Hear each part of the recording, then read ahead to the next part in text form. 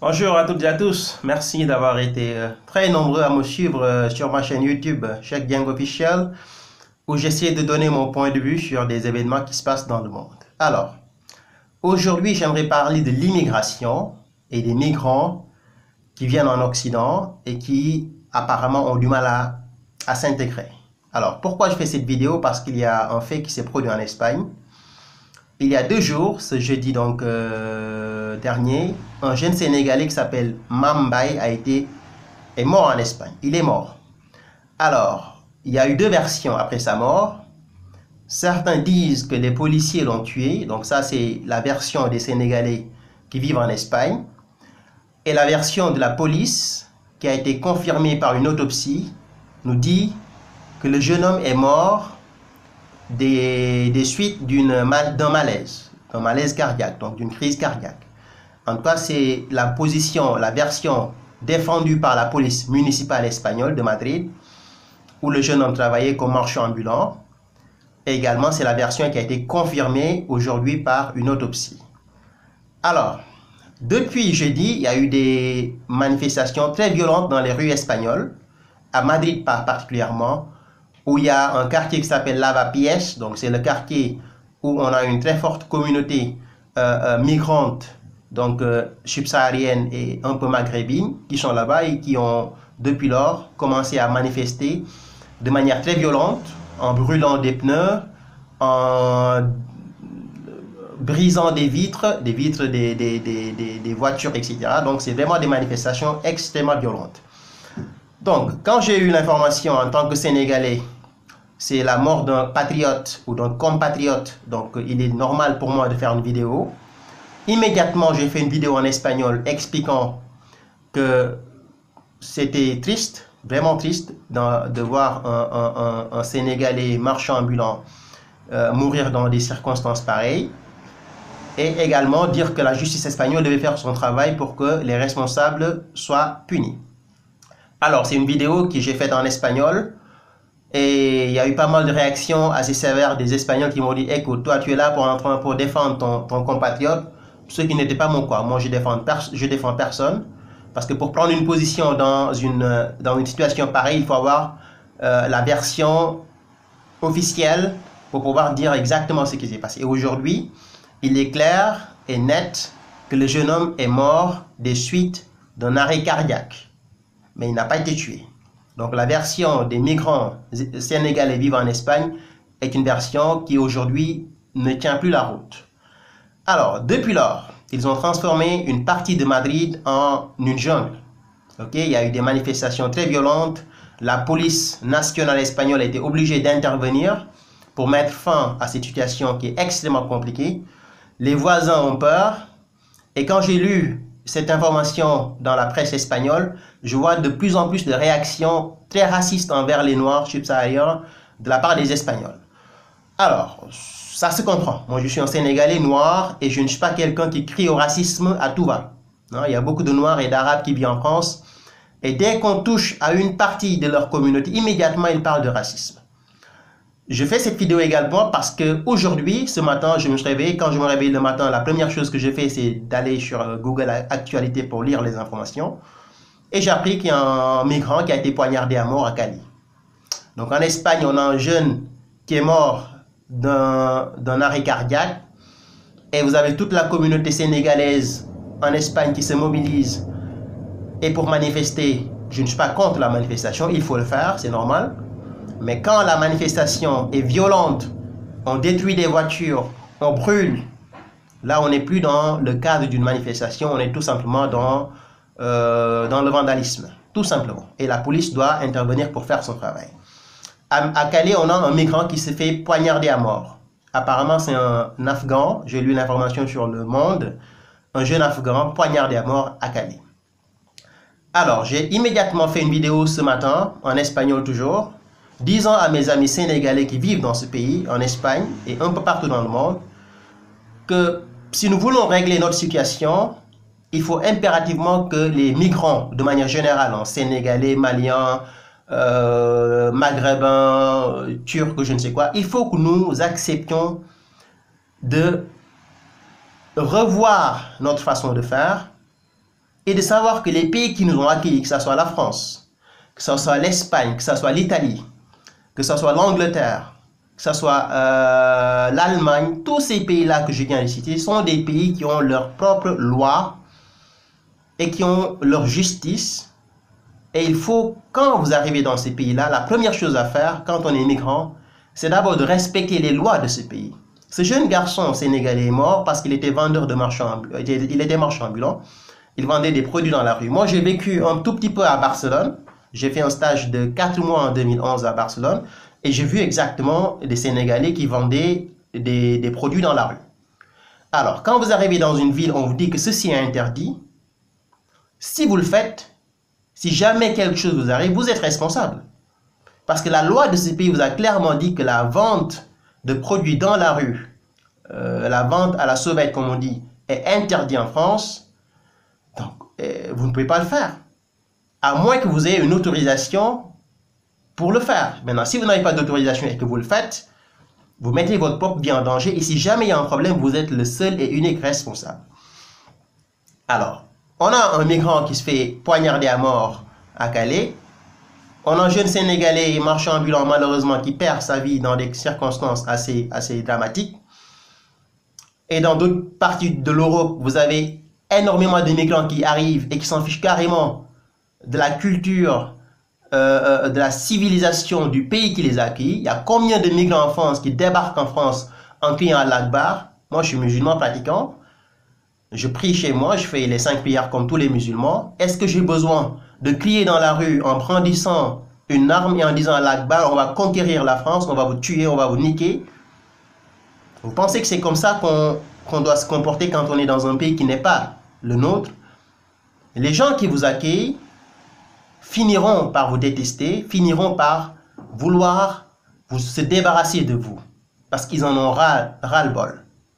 Quand on arrive dans un pays, on doit se conformer aux lois, on doit respecter la culture du pays qui vous accueille, ce qui est extrêmement important et qui malheureusement n'est pas le cas de beaucoup de migrants, que ce soit en France, que ce soit aux États-Unis, que ce soit en Espagne ou en Italie, particulièrement en Espagne et en Italie. J'ai pas mal de discussions avec des amis sénégalais qui vivent là-bas et qui me disent le comportement de certains migrants dans ce pays est à vomir. On ne peut pas tolérer le comportement de ces migrants-là. Et pourtant, ceux qui disent ça, c'est des Africains ou des Maghrébins qui vivent cela et qui le voient tous les jours et qui le dénoncent. On les traite de tous les noms. C'est des bounties, c'est des nègres de service. Ils sont en train de vendre leurs frères, ils sont en train de dénoncer leurs frères. Non. Quand on arrive dans un pays, on doit respecter les lois de ce pays.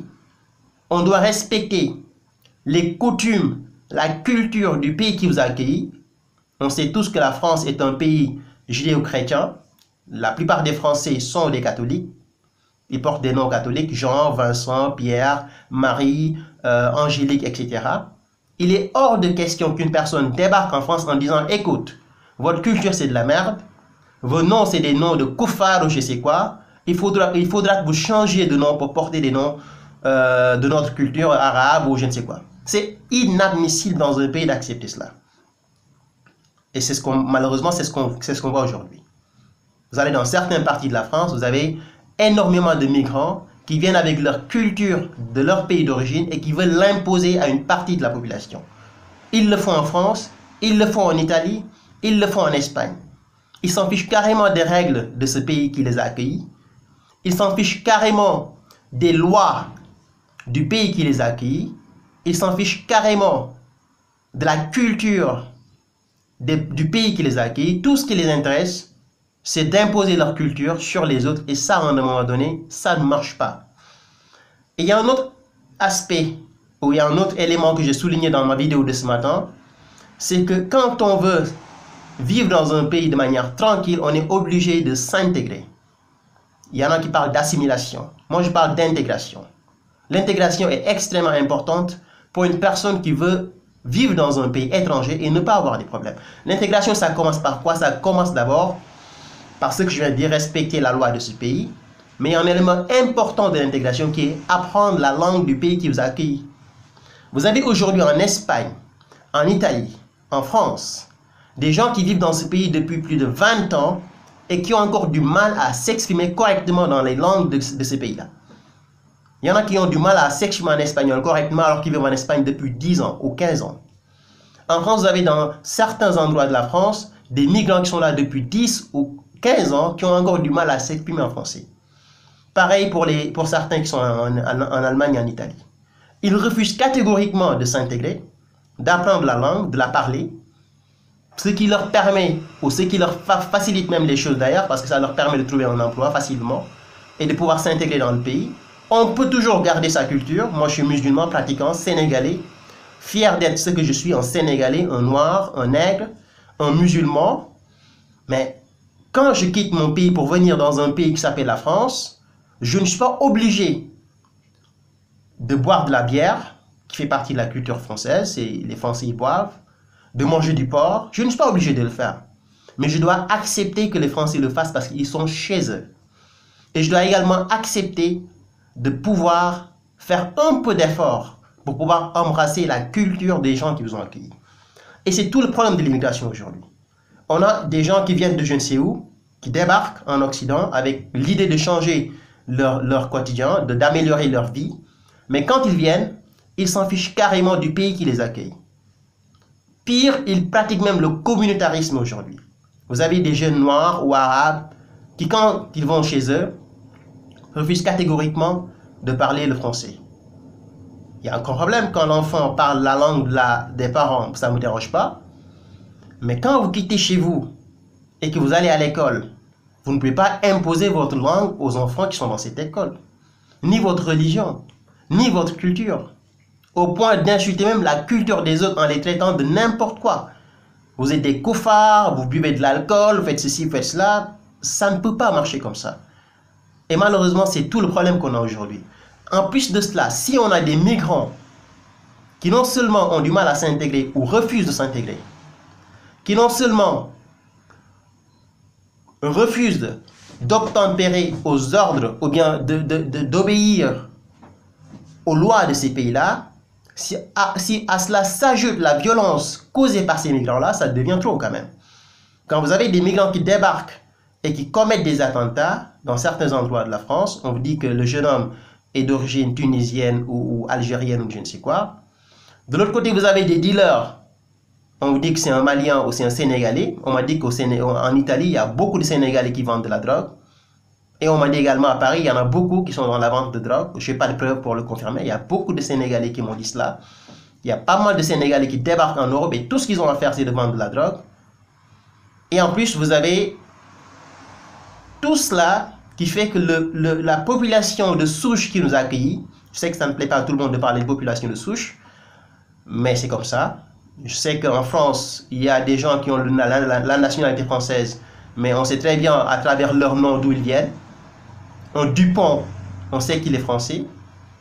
Et on sait très bien qu'un Koulibaly ou un Dieng comme moi peut vivre en France, avoir sa nationalité française, mais on sait très bien que son pays d'origine n'est pas la France. Donc, évidemment, certains n'aiment pas trop qu'on utilise le terme français de souche, etc. Moi, je considère que celui qui a la nationalité française est français. Mais il faut que nous fassions des efforts pour nous intégrer. Ça, c'est très important. Et malheureusement, c'est le problème qu'on a en Espagne, qu'on a en Italie, qu'on a en France, avec certains migrants qui débarquent, qui arrivent dans ces pays-là, et qui non seulement refusent de s'intégrer, mais veulent imposer leur culture et leur façon de faire aux autres. Et ça ne marche pas. Si vous pensez que votre vie au bled doit être la même que votre vie en France, vous vous trompez. Dans ces pays-là, la France, l'Espagne, l'Italie, il y a des lois qu'il faut accepter, qu'il faut respecter. Quand la justice vous demande de faire quelque chose, vous devez le faire. Quand la justice vous interdit de faire quelque chose, vous devez l'interdire. Sinon, il y a des amendes qui vont arriver ou la prison. Et la plupart des migrants qui vendent dans la rue, que ce soit en Espagne, en Italie, en France, je les comprends parfaitement. C'est des gens qui sont arrivés dans des circonstances assez difficiles, qui malheureusement n'ont pas les diplômes qu'il faut pour aller travailler dans des entreprises comme le font certains. Donc je comprends parfaitement qu'ils vendent des produits dans la rue pour survivre et améliorer leur quotidien. Mais quand la police vous arrête, vous n'avez plus d'excuses parce que vous êtes en infraction. Et quand on est en infraction, la loi est là pour faire son travail. La loi est là pour faire son travail. Donc, il est temps que les étrangers qui vivent dans ces pays-là, que ce soit en France, en Italie, en Espagne, en Allemagne, aux États-Unis, il est temps que ces gens-là comprennent que les pays qui vous accueillent ont une réalité différente de vos pays d'origine. Ok? Il y a des choses que vous allez faire chez vous, ici, on ne le permet pas. De la même manière que les Français, quand ils voyagent dans d'autres pays, évidemment, il y en a qui foutent le bordel ailleurs, je suis entièrement d'accord, il y en a qui le font, mais ils doivent également savoir que dans certains pays, on ne leur tolère pas ce qu'on leur tolère ici chez eux. Un Français peut boire du vin, manger du porc, mais imaginez-vous un Français qui débarque au Maroc en disant « Écoute, je viens pour construire 25 églises, 45 synagogues, et je sais quoi », mais ça ne passe pas, parce que c'est des pays qui n'acceptent pas cela. Dans leur culture musulmane, ils n'acceptent pas cela. Maintenant, si vous n'acceptez pas ça chez vous, vous ne pouvez pas venir dans un pays étranger et imposer vos lois et votre façon de voir le monde. Si en plus de cela, si en plus d'imposer vos lois et votre façon de voir le monde et de refuser de vous intégrer, si en plus de cela, on a la délinquance qui est du fait de certains migrants, ok, qui tuent. J'ai parlé de ce jeune homme qui a été poignardé à Calais ce matin. J'ai récemment fait une vidéo sur un monsieur d'origine sri-lankaise qui s'est fait scalper dans un restaurant de Paris. On lui a coupé le bras et la main dans un restaurant de Paris pour un truc de règlement de compte. Si à cela, vous avez des migrants qui vendent de la drogue. Si à cela, on a certains migrants qui viennent des pays d'Afrique du Nord et qui sont impliqués dans des réseaux djihadistes ou terroristes, etc. Si à cela, on a des migrants qui vendent des produits dans la rue en toute clandestinité sans respecter la loi, ça devient un problème. Ça devient un problème. Je sais que cette vidéo que j'ai faite ne va pas plaire à certains qui vont m'insulter, me traiter de tous les noms, de bounty, etc. Mais je ne fais que faire un constat. Parce que moi qui vous parle, je suis d'origine sénégalaise, je suis sénégalais, né au Sénégal, grandi au Sénégal. Je suis arrivé en France il y a 8 ans. 8 ans. Et pourtant, il y a des étrangers qui viennent du Maghreb, de l'Afrique subsaharienne, de la Colombie. J'ai beaucoup d'élèves dans les centres d'animation où je donne des cours d'anglais et d'espagnol. J'ai beaucoup d'élèves qui sont d'origine latino-américaine, colombienne, ou colombiens, équatoriens, vénézuéliens, mexicains, qui arrivent en France et qui essaient de s'intégrer. Vous allez dans les quartiers chinois, j'interviens dans les quartiers à Paris où il y a des Asiatiques qui viennent dans mes cours d'anglais. Tous les enfants asiatiques ont des noms français, tous. Ils ont tous gardé leur nom de famille chinois, mais leurs prénoms sont des prénoms français.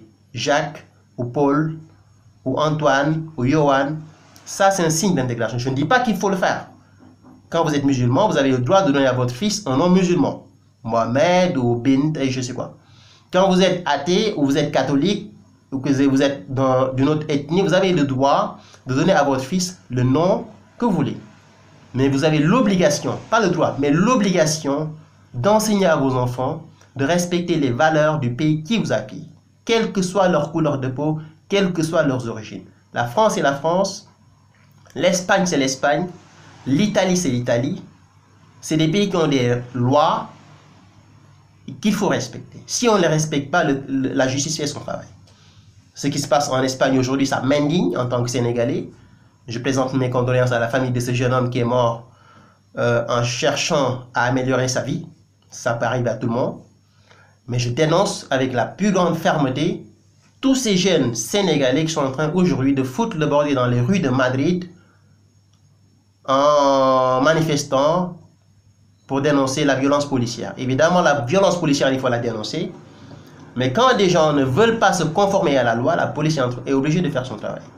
C'est ce que j'avais dit à Champigny, qui m'a valu une menace ou une tentative de menace. Ça m'a coûté un peu cher. Mais c'est une réalité qui est là. Que ce soit au Sénégal, que ce soit au Maghreb, que ce soit en Asie, que ce soit en Afrique subsaharienne, que ce soit en Occident, les lois sont faites pour être respectées. Après, quelqu'un peut voir les choses autrement. Il y a des gens les lois sont faites pour être bafouées. Il n'y a aucun problème. Chacun a sa façon de voir les choses. Mais quand on est étranger dans un pays, on n'y est pas né. Ce n'est pas votre pays d'origine. Vous êtes obligé, vous avez l'obligation de respecter les lois du pays qui vous a accueilli. Si vous le faites, tant mieux. En essayant de vous intégrer, apprendre la langue, essayer de connaître un peu la culture de ce pays qui vous a accueilli. respecter ses lois, ses symboles, le drapeau, tout en étant ce qu'on est. Moi, je suis sénégalais, j'écoute beaucoup de musique sénégalaise, je mange beaucoup de plats sénégalais, je parle beaucoup Wolof qui est ma langue maternelle parce que j'ai pas mal de potes qui sont en France, avec qui je parle souvent sur Internet, ou bien avec qui je parle souvent sur téléphone, WhatsApp, ou etc. Je suis ce que je suis, un Sénégalais, fier de l'être, un Noir, fier de l'être, un Africain, fier de l'être, et musulman, pratiquant, fier de l'être aussi. Mais le fait d'être ce que je suis ne m'empêche pas de faire des efforts pour tendre la main à celui qui m'a accueilli, pour essayer de faire en sorte que notre vie ensemble puisse être une vie meilleure, on vit en parfaite harmonie. Mais malheureusement, ce qu'on a aujourd'hui, c'est des migrants qui débarquent, qui viennent, qui n'ont rien à foutre du pays qui les accueille et qui n'ont rien d'autre à faire que d'insulter le pays qui les accueille, de foutre le bordel. Et malheureusement, dès que vous y touchez à un seul d'entre eux, qu'il soit arabe ou noir, immédiatement, on vous taxe de raciste. Aujourd'hui, les gens ne peuvent rien dire. Dès que vous touchez à un migrant, immédiatement, vous devenez un raciste. Non, on peut s'attaquer au comportement de ces migrants sans être un raciste. Je suis noir, je ne suis pas raciste envers les migrants noirs, ni envers les migrants maghrébins. Si les maghrébins peuvent dire à leurs frères que ce qu'ils font est contraire à la loi, si les noirs peuvent dire à leurs frères que ce qu'ils font est contraire à la loi, pourquoi le blanc ne peut pas le dire? Mais s'il le dit aujourd'hui, il est considéré comme un raciste. Et ça pose un problème. Donc les choses sont ce qu'elles sont. J'envoie un message de soutien à la famille de ce jeune homme sénégalais tué en Espagne et à la famille également de ce jeune homme qui a été poignardé à mort à Calais. Et puis voilà, il faudra que nous fassions des efforts pour pouvoir nous entendre avec les gens qui nous ont accueillis parce que les gens en ont ras-le-bol. En ont ras-le-bol. Et cette situation que je vois émerger en Occident, qui commence à prendre de l'ampleur en Occident, ça n'augure rien de bon. Moi, je pense que dans quelques années, si cette situation persiste, nous risquons d'assister au pire. Et malheureusement, je ne veux pas qu'on en arrive là. Faisons des efforts. Faisons des efforts. Quand on vient dans un pays, on doit faire des efforts pour s'intégrer. Si on ne peut pas le faire, parce qu'on n'a pas envie de le faire, qu'est-ce qu'on fait? On fait ses valises, on se barre. Mais on ne peut pas venir uniquement pour avoir de l'argent. Ce qui m'intéresse, c'est d'avoir de la thune en France. Il y en a qui disent cela. Tout ce qui m'intéresse, c'est d'avoir de la thune. Un pays qui a accepté beaucoup de choses. La France a beaucoup toléré. On a vu la prolifération des mosquées en France. Alors que dans les pays du Maghreb, il y a des églises qui sont menacées. Les gens qui vont dans les églises sont menacés. Vous allez en Égypte aujourd'hui, les Coptes ne peuvent plus aller à l'église parce qu'à tout moment, il peut y avoir une explosion. Ils sont ciblés, ils sont visés. Vous allez au Liban. Aujourd'hui, la situation s'est améliorée, mais il fut un moment où il y avait une guerre civile au Liban entre les musulmans, les catholiques, je ne sais pas. En France, on n'a pas cela. Il y a des mosquées qui sont financées. Dans chaque quartier, vous avez une mosquée. Il y a des gens qui y vont, qui prient. Il y a d'autres qui vont pour faire autre chose. Et pourtant, les Français, ils ont accepté cela. Mais nous, on ne peut pas accepter que eux nous disent, écoute, vous êtes chez nous, vous devez vous conformer à la loi, qui est la nôtre, la loi française, et vous devez également respecter notre culture en nous laissant vivre en paix. C'est tout ce qu'ils nous demandent, hein, rien de plus. Il n'y a pas de persécution ici. Il n'y a pas de persécution ici. Il y a beaucoup d'Africains qui ont été persécutés chez eux et qui sont en France, qui vivent bien. Il y a beaucoup de Maghrébins qui ont été persécutés chez eux, qui sont en France, qui vivent bien. En France, on ne nous persécute pas, mais au contraire, nous, on est en train même de persécuter la population française autochtone de souche qui nous a accueillis. Et ça, à mon avis, c'est inadmissible. Ce qui se passe en Espagne pourrait se passer bientôt en France ou dans un autre pays de l'Europe. Et il faudra que nous, étrangers, quelle que soit notre couleur de peau, que nous acceptions de voir la réalité en face et de la dénoncer. C'est tout simplement. Et il n'y a rien d'autre à dire. Je vous remercie et j'espère que je reviendrai ici pour un autre débat sur un autre sujet. À très bientôt et au revoir. Merci. Salut.